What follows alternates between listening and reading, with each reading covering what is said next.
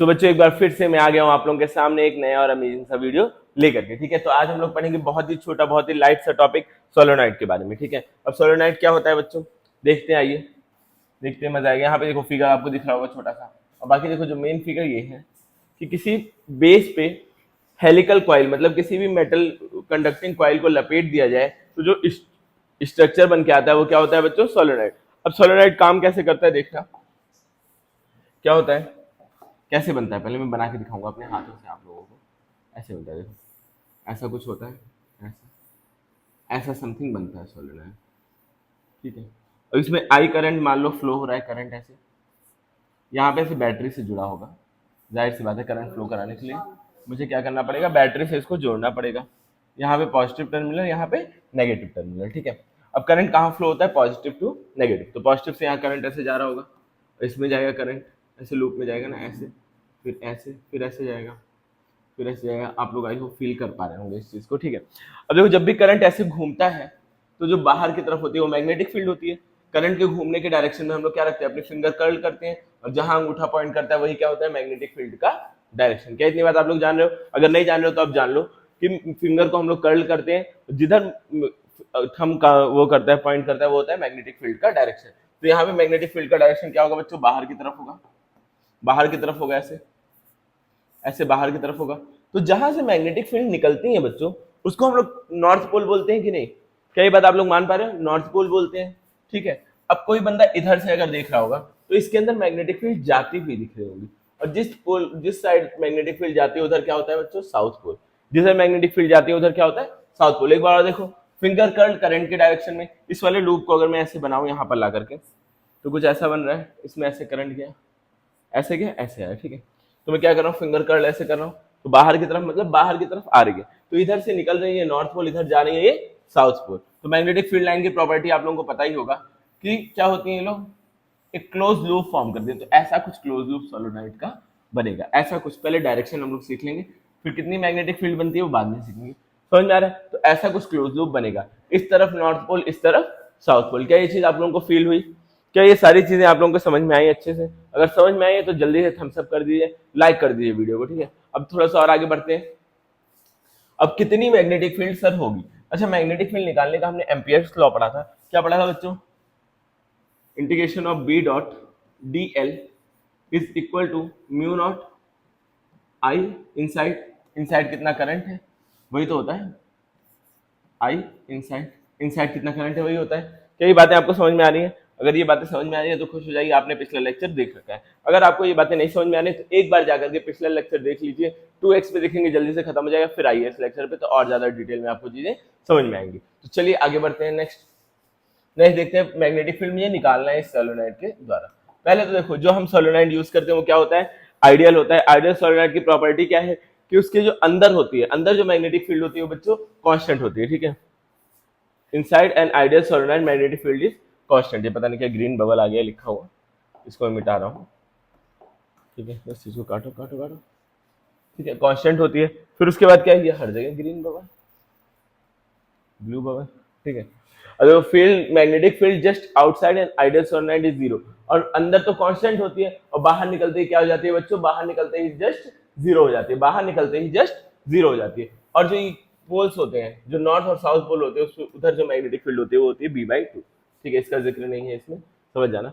और वैक्यूम और air assume as a medium, अगर आइडियल सोलेनोइड है तो हम मीडियम क्या रखेंगे बच्चों, वैक्यूम या फिर एयर रखेंगे। कहां पर रखेंगे उस आइडियल सोलेनोइड को, वैक्यूम और एयर में, मतलब उसके अंदर कोई भी आयरन वगैरह कुछ नहीं रहेगा, कोई और मीडियम नहीं रहेगा, उस सोलेनोइड में क्या रहेगा, वैक्यूम या फिर एयर। ठीक है, समझ में आ रहा है? मतलब म्यू नॉट का यूज हम लोग धड़ल्ले से कर सकते हैं।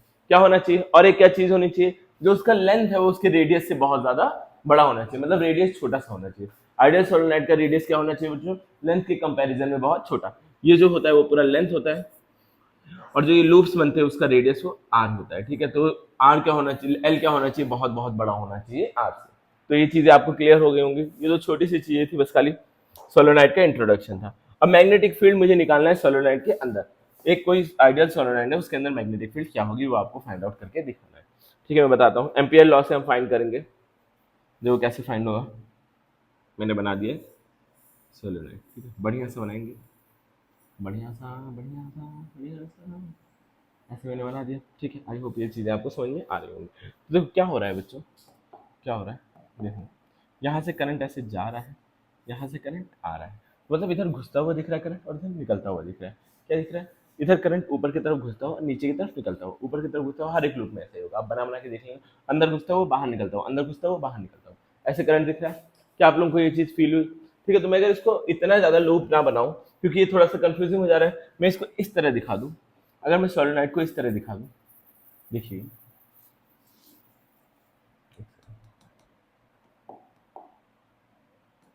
ठीक है, ऊपर की तरफ घुस रहा है, नीचे की तरफ निकल रहा है, ठीक है।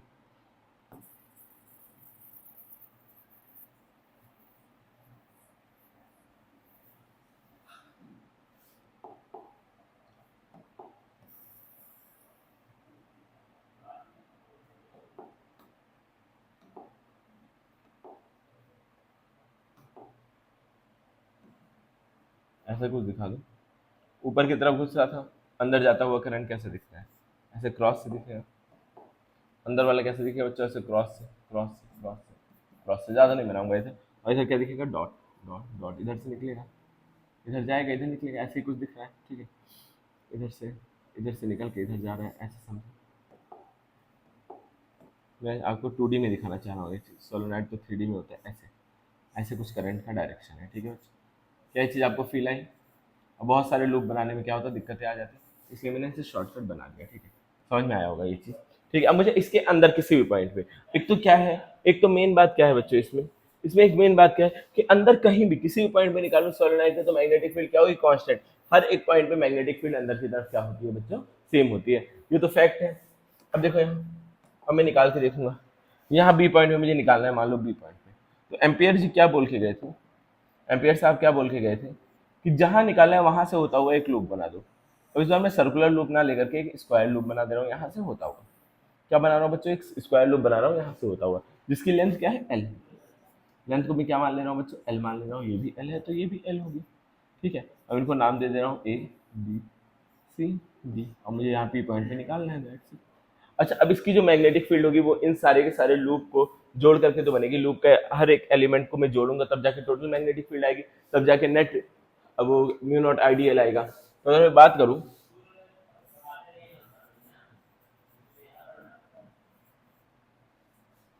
बी डॉट,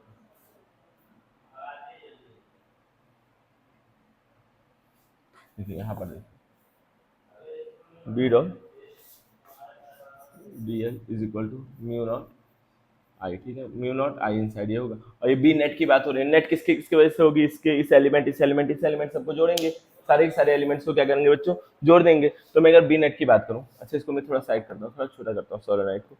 उसके लिए मैं पहले इस पूरे पेज को छोटा क्रॉप करूंगा थोड़ा सा, ठीक है, परेशान मत होना, बस थोड़ा सा मुझे क्रॉप करने का मौका चाहिए। इसको क्रॉप करने से क्या होगा कि मैं सोलेनोइड को इधर से उधर हिला सकूंगा, ठीक है, ठीक है।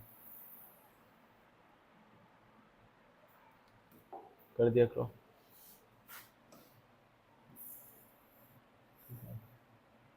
तुम ऊपर ही रहो, मैं अब ये जो हमने सोलेनोइड बनाया था उसको थोड़ा सा मैं साइड करूंगा, ताकि मैं डेरिवेशन यहाँ लिख पाऊँ पूरा का पूरा।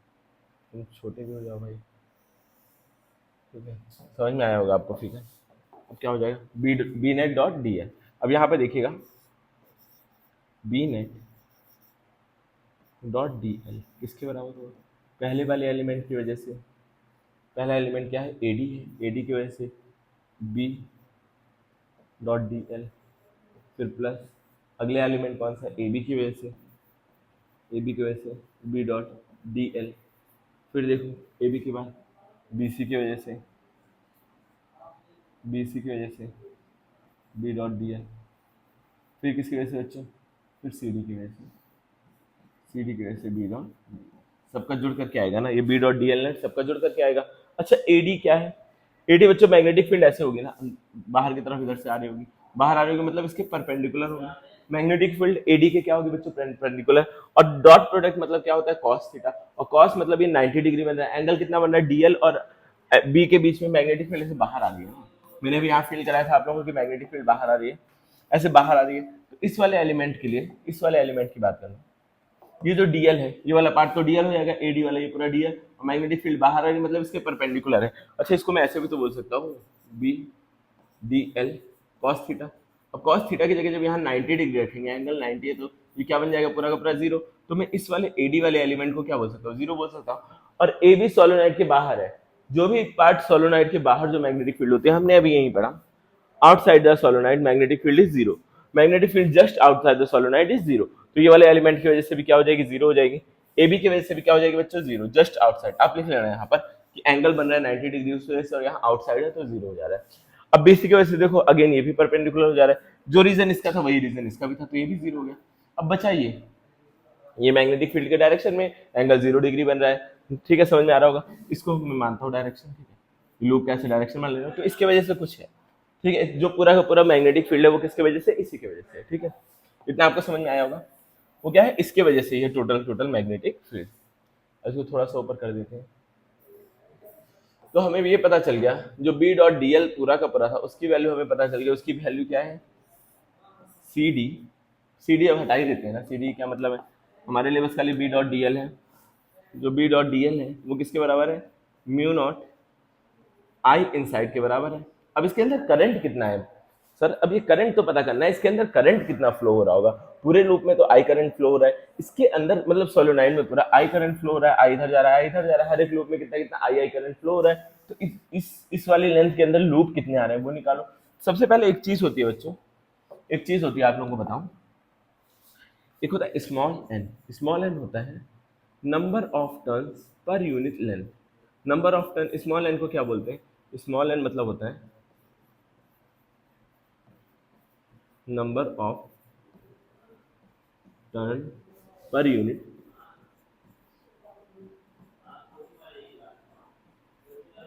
लेंथ।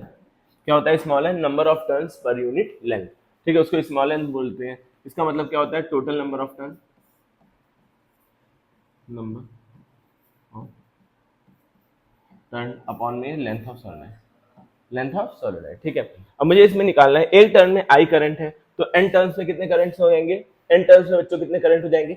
अच्छा देखो, number of turn per unit length, एक यूनिट लेंथ में इतने टर्न्स है, ये हमारा क्या है, एन की वैल्यू, ठीक है। अब यहाँ पर देखो हमें करंट निकालना है, एक लूप में कितने करंट्स होते हैं बच्चों, एक लूप में आई करंट है, एक लूप में आई करंट है, तो इस एल लेंथ में, इस एल लेंथ में कितने करंट होंगे, इस एल लेंथ में कितने लूप होंगे। सबसे पहले हमें क्या निकालना है, इस एल लेंथ में कितने लूप होंगे, एक लेंथ में, एक यूनिट लेंथ में कितने लूप्स हो रहे हैं, एक यूनिट लेंथ में कितने लूप हो रहे हैं बच्चे, एन,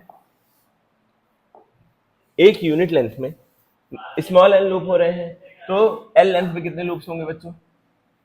ये वाला एल क्या है, लेंथ ऑफ सोलेनोइड है, ये वाला क्या है, ये एल है लेंथ ऑफ सोलेनोइड, और ये वाला एल हमने छोटा सा पार्ट लिया है, ये वाला एल बच्चों क्या लिया, एक छोटा सा पार्ट लिया, इसको स्मॉल एल से भी नोट कर देता हूँ। तो एक यूनिट लेंथ में एन लूप्स है, तो ये वाले जितना ये वाला लेंथ है, एक लेंथ में अगर मैं एक लेंथ की बात कर रहा हूँ तो उसमें कितने लूप्स हैं, उसमें कितने लूप्स हैं अभी हमने निकाला, उसमें स्मॉल एन लूप्स है। तो अगर मैं स्मॉल एल लेंथ बात करूँ तो उसमें कितने लूप्स हो जाएंगे, एल एन लूप हो जाएंगे। कितने लूप हो जाएंगे बच्चों, एल एन लूप हो जाएंगे। यहाँ पे लिखूंगा नंबर ऑफ लूप्स, यहाँ लिखूंगा, यहाँ पर लिख देता हूँ number of loops,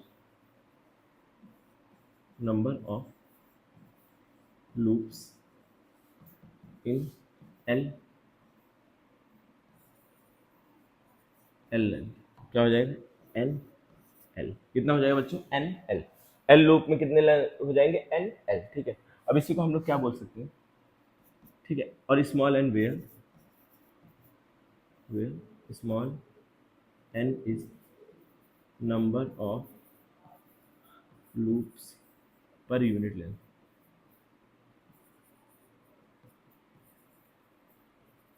per unit length, number of loops per unit length होता है, ठीक है। अब देखो एक लूप में आई करंट है तो एन एल लूप में कितना करंट हो जाएगा,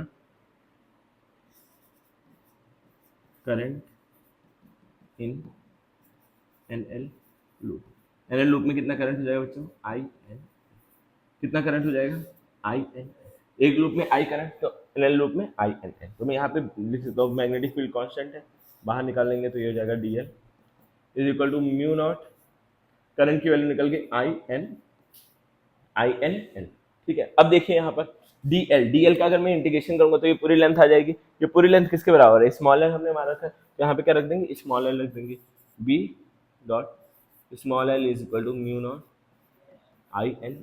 अब एल से एल कट जाएगा तो बी की वैल्यू क्या आ गई बच्चों, म्यू नॉट आई एन। अब स्मॉल एन को हम लोग क्या बोलते हैं, number of length per unit, number of length per unit area. तो स्मॉल एन की जगह ये हमें फॉर्मूला मिल गया, दोनों आप याद रखना। ये हमें क्या मिल गया बच्चों, फॉर्मूला मिल गया प्यारा सा, ये हमें एक प्यारा सा फॉर्मूला मिल गया। ठीक है, अब इसी फॉर्मूले को थोड़ा सा और बढ़ाएंगे आगे, तो देखिएगा ये बाकी चीज़ें रफली हैं, इन सबको लिख लें।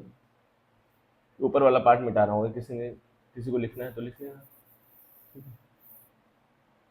अब इसी को n की जगह पे कैपिटल N अपॉन एल लिख सकता हूँ मैं। n की जगह पे क्या लिख सकता हूँ बच्चों, कैपिटल N अपॉन, ठीक है, ऐसे भी लिख सकता हूँ। ये भी सेम फॉर्मूला है, magnetic field inside the solenoid, magnetic field inside the solenoid. क्या आप लोगों को ये समझ में आया, क्या आप लोगों को समझ में आया, देख लो दिख रहा है क्लियर, हाँ एकदम क्लियर दिख रहा है, क्रिस्टल क्लियर। तो बताइएगा आप लोगों को समझ में आया या फिर नहीं। अगर नहीं समझ में आया तो मैं दोबारा से समझाने की कोशिश करता हूँ। देखो क्या है बच्चों, ये एक सोलेनोइड है, सोलेनोइड में क्या है, करंट फ्लो हो रहा है। अब उसके अंदर मुझे निकालना है, तो मैंने एक एम्पियर लूप बना लिया। एम्पियर लूप सर्कुलर बनाओ, ट्रायंगुलर बनाओ, रेक्टेंगुलर बनाओ, स्क्वायर बनाओ, लूप होना चाहिए, तो मैंने स्क्वायर लूप बनाया ताकि मुझे आसानी रहे निकालने में, तो लूप बनाया। अब लूप का ये पार्ट तो बाहर है, तो इसमें मैग्नेटिक फील्ड जीरो, ये वाला पार्ट मैग्नेटिक फील्ड के परपेंडिकुलर है, ये भी जीरो, ये भी पार्ट परपेंडिकुलर है, ये भी जीरो, बस इसकी वजह से होगा। अब इसकी लेंथ स्मॉल एल है, मैंने देखा कि एक यूनिट अगर लेंथ होती तो उसमें कितना लूप्स होते, उसमें लूप्स होती स्मॉल एन। तो मैंने क्या देखा, एल यूनिट लेंथ में कितने लूप्स होंगे, एल एन होंगे, और एक लूप में आई करंट है तो स्मॉल एन लूप में कितने करंट होंगे, एन एल आई या आई एन एल। ठीक है, समझ में आया, आई एन एल। तो यहाँ पर मैंने सारी चीजें पुट की और आंसर आपका निकाल दिया सामने ही सामने। ठीक है, तो आई होप ये चीजें आपको समझ में आ रही होंगी। तो देखिए ये ग्राफ इसका कैसे बनेगा, डायरेक्ट सवाल की हेल्प से समझते हैं। क्या होता है, अंदर तो कांस्टेंट होता है और बाहर क्या होता है बच्चों, जीरो होता है। तो अंदर क्या किया, कांस्टेंट, जैसे जैसे अंदर आओगे ना बढ़ता रहेगा। मैंने क्या बताया था, जो सोलेनोइड के बाहर होता है, ये जो होता है ये वाला पार्ट, इसमें जो मैग्नेटिक वो होता है वो b/2 होता है। ठीक है, मैग्नेटिक फील्ड क्या होती है, b/2, पहले b/2 रहेगी, फिर मैक्सिमम होगी, फिर उसके बाद अंदर कांस्टेंट होती चली जाएगी। देखो पहले क्या थी, आधी थी, फिर धीरे धीरे बढ़ के आई, अंदर क्या होगी, कांस्टेंट हो गई, फिर धीरे धीरे घटना शुरू होगी, फिर बाहर जाकर के जीरो हो जाती है। तो ये हो जाएगा आपका ग्राफ b वर्सेस x का, ये बना लो। बाहर क्या होती है बच्चों, b/2 होती है, आधा होता है, फिर बढ़ते बढ़ते क्या होती है, कांस्टेंट हो जाती है, फिर कांस्टेंट के बाद वापस से घटना शुरू हो जाती है, बाहर जाके आधी होती है, फिर आधे से जीरो हो जाती है बाहर। तो आई होप समझ में आई होंगी ये सारी चीजें। अब इसमें सवाल तो ज्यादा है नहीं, मैं जबरदस्ती बना कैसे सकता हूँ। एक ये सवाल है डायरेक्ट फॉर्मूले पे, देखो क्या है, a solenoid of length L, capital L की वैल्यू दे रखी है, हैविंग 100 टर्न, कैपिटल एल दे रखा है और एन दे रखा है, कैपिटल एन। ठीक है, number of total number of turns क्या होता है, कैपिटल एन होता है, स्मॉल एन नहीं। और करंट दे रखा है, magnetic field at the centre, क्या बताना है आपको, magnetic field at the centre of solenoid. कहीं पर भी उस फॉर्मूला सेम ही लगता है। म्यू की वैल्यू 4 पाई इंटू 10⁻⁷ है। ठीक है, म्यू की वैल्यू क्या दे रखा है, 4 पाई इंटू 10⁻⁷। अब लगा दो फॉर्मूला, लगा दो। अरे ये फॉर्मूला अभी तो लिखवाया मैंने, इसीलिए मैंने दोनों फॉर्मूला लिखा है, mu naught I N L, mu naught I N L. ठीक है, यहाँ पे लगा दो formula, mu naught I N L. क्या होता है,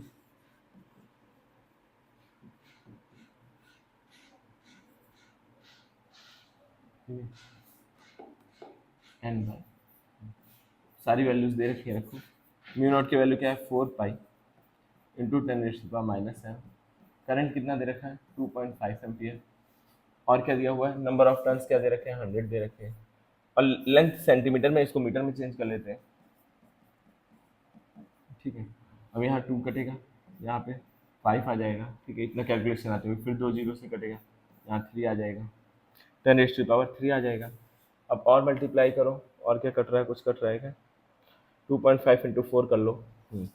करके देखो, 2.5 इंटू 4, हाँ 2.5 इंटू 4 कर लेते हैं, 500 की जगह 2 4 हो जाएगा 9 10 100, मतलब 10 आ जाएगा, एक और 10 आ गया, तो बी नो पाई इंटू 10 इंटू 10⁻⁻, तो -2 होना चाहिए, -2 ऑप्शन में ही नहीं है। 3.14 इंटू 10⁻⁻2 होना चाहिए था। यहाँ 7 था, नीचे क्या था, 2 था, कट गया, 5 हो गया। फिर यहाँ पर 2 था, नंबर ऑफ टर्न्स 100 दे रखे थे, तो यहाँ 100 से ये कटा, फिर -3 हो गया। अब -3 के बाद क्या है, यहाँ पे 10 आया, 10 से 1 कटा, -2 हो जाएगा। -2 ऑप्शन में होना चाहिए 3.414 इंटू 10⁻²। यहाँ पर देखो बच्चों, यहाँ पर यहाँ गड़बड़ हो रहा है, यहाँ मैं 50 को कंसीडर ही नहीं कर रहा हूँ। 50 को नीचे ले आओ, ठीक है, नीचे 50 भी एक जीरो से एक जीरो कट जाएगा। अब यहाँ पर क्या आया है 3.14 इंटू 10⁻³ अपॉन में 5, ठीक है। अब इसको डिवाइड करके देख लेते हैं यार, ज़्यादा टाइम वेस्ट नहीं करेंगे, मैं जल्दी से कैलकुलेटर से डिवाइड कर दे रहा हूँ। कैलकुलेटर कहाँ हो भाई, कहाँ हो? यहाँ है हमारा कैलकुलेटर, ठीक है। चलो करते हैं डिवाइड। 3.14 है ना, ऐसे गड़बड़ होता। 3.14 डिवाइडेड बाय 5 क्या आएगा 6.28, ठीक है। अब 6.28 देखो कौन सा ऑप्शन है, और 10⁻³ 0.1 खिसकाएंगे तो 4 हो जाएगी पावर, तो ये हो जाएगा आपका करेक्ट आंसर। तो ऑप्शन ए आपका करेक्ट आंसर है। बाकी तो इससे मैच नहीं हो रहा, ठीक है। आपका ऑप्शन ए करेक्ट आंसर, ठीक है। गड़बड़ हो गया था मुझसे, मैंने इसको गलत ठहरा दिया, ठीक है। भाई 5 को मैं भूल रहा था ना, इसलिए गड़बड़ हो रहा था। चलो फिर मिलते हैं नेक्स्ट वीडियो में। Thank you for watching. अगर वीडियो पसंद आ रहा है तो आप चैनल को सब्सक्राइब कर लीजिए